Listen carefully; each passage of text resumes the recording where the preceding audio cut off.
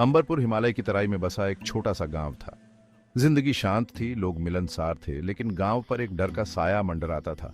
गांव के बाहर एक पुरानी हवेली थी, वीरान, भुला दी गई। गांव वाले इसे भूतिया हवेली कहते थे। वे अजीब आवाजों, भयानक परछाइयों और हवेली में घूमने वाली एक भूतिया आकृति के किस्से सुनाते थे। कई लोगों ने अंदर जाने की हिम्मत की थी, लेकिन कोई भी कहानी बताने के लिए वापस नहीं आया। कुछ ने श्राप की बात कही तो कुछ ने हवेली के असली मालिकों पर टूटे कहर की। हवेली अज्ञात का प्रमाण थी, डर का प्रतीक जो अंबरपुर पर एक लंबी छाया डालती थी। हवेली के पास जाने की किसी की हिम्मत नहीं होती थी अब तक। चार दोस्त, अरुण जो सबसे आगे रहता था, निडर और साहसी रोहित जो हमेशा शक करता था, समझदार विजय जो डरपोक था, आसानी से डर जाता था, और दीपक जो हमेशा रोमांच के लिए तैयार रहता था, उन्होंने हवेली के रहस्य को सुलझाने का फैसला किया।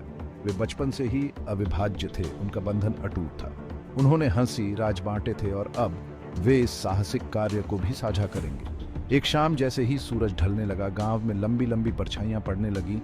दोस्त अपने यूजुअल स्पॉट पर मिले। गांव के किनारे एक विशाल बरगद का पेड़।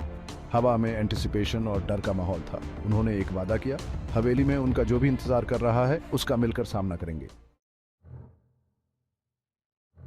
रात अंधेरी थी, आसमान बादलों के घने ब्लैंकेट के पीछे छिपा हुआ था। उनके साहसिक कार्य के लिए एकदम सही रात, या यूं कहें कि उन्हें ऐसा लग रहा था। हवा बांसुरी की तरह गरज रही थी और पेड़ ऑमिनसली झूम रहे थे, मानो उन्हें वापस मुड़ने की चेतावनी दे रहे हों। लेकिन उनका दृढ़ निश्चय उनके डर से ज्यादा मजबूत था।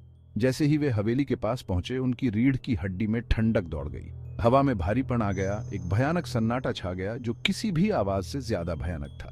वे जंग लगे लोहे के गेट पर रुक गए, उसकी सलाखें मुड़ी हुई और टूटी हुई थीं। हवेली के अतीत का एक मूक प्रमाण और आगे क्या है, इसकी एक भयानक चेतावनी।